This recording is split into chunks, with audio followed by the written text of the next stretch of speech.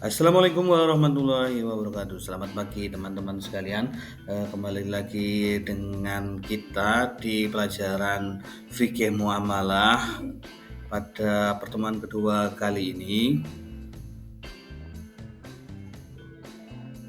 Untuk outline perkuliahan kita kali ini yaitu yang pertama tentang pengertian harta, kemudian kedudukan harta dalam Islam, selanjutnya sumber kepemilikan harta, kemudian cara memperoleh harta dalam Islam, prinsip pengelolaan harta, tujuan pengelolaan harta, dan yang terakhir konsep kepemilikan harta dalam Islam.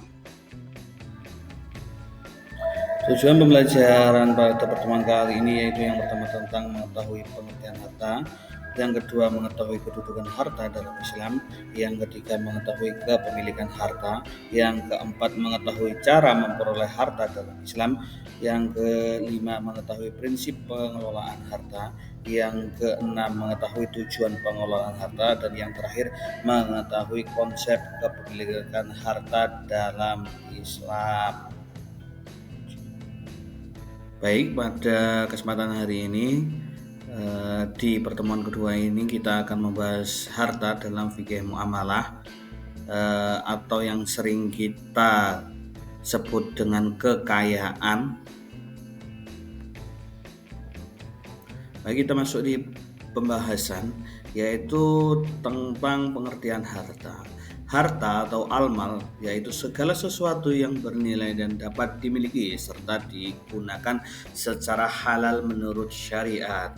Sedangkan menurut Imam Al-Ghazali, harta adalah segala sesuatu yang diinginkan oleh tabiat manusia dan dapat disimpan untuk digunakan saat dibutuhkan.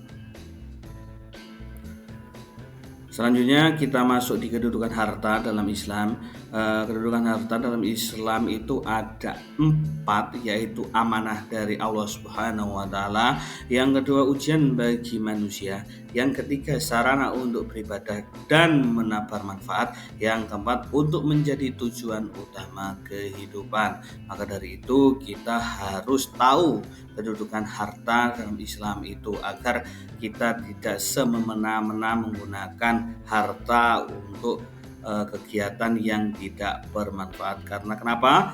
Harta itu adalah amanah dari Allah Subhanahu wa Ta'ala yang dititipkan kepada kita. Bisa saja harta itu langsung hilang kalau kita tidak bisa memanfaatkan harta tersebut.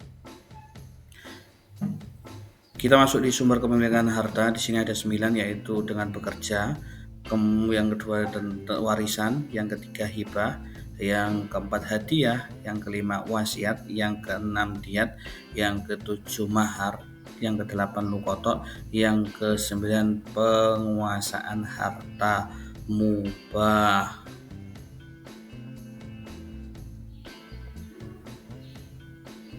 Cara memperoleh harta dalam Islam itu ada 2, yaitu dengan cara halal dan cara yang haram. Cara yang halal yaitu dengan bekerja atau al-qard, kemudian jual beli atau al-bai', yang ketiga warisan atau al-irth, yang keempat hibah dan hadiah.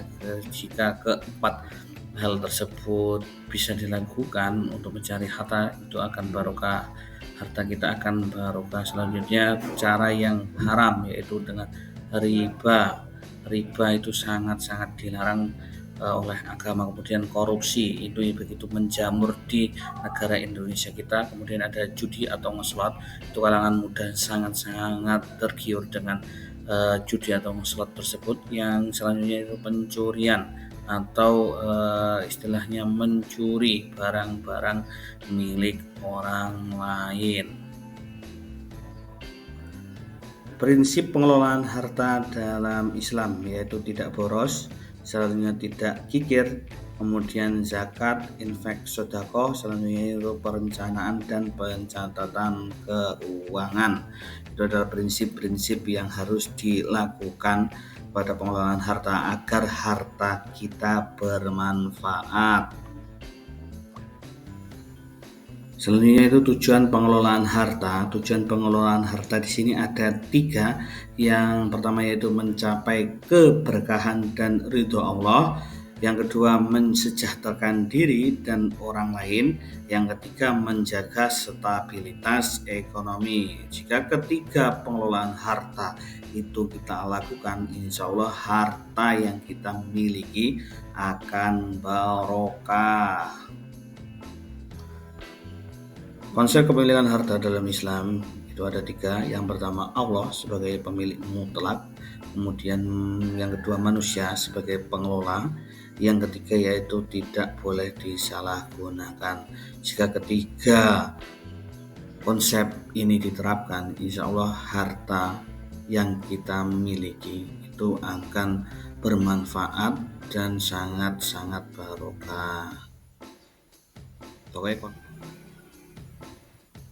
penutup dari pembahasan kita yaitu harta adalah sarana, bukan tujuan. Kemudian Islam mengatur perolehan, pengelolaan dan distribusi harta sesuai dengan syariat. Kemudian mari kelola harta dengan bijak dan sesuai syariat Islam agar bermanfaat. Sebelum kita mengakhiri perkuliahan pada kesempatan ini, tolong dibuat 2 kelompok. Di sini akan ada sebuah pemecahan kasus oleh kelompok tersebut, dan kasus tersebut yaitu yang harus dibacakan adalah ada seseorang mahasiswa lulusan IT dari perguruan tinggi Islam. Kemudian mahasiswa tersebut bekerja menjadi pembuat atau programmer aplikasi jodol. Nah, pertanyaannya, jelaskan bagaimana hukum uang yang diterima oleh mahasiswa tersebut. Begitu. Tolong hasil kelompok nanti dikirimkan saya sekitar jam 6 sore. Baik, terima kasih untuk pertemuan hari ini. Kemudian sebagai bahan evaluasi pada pertemuan kali ini, silahkan scan barcode di bawah ini. Nanti akan keluar kuis yang harus kalian kerjakan.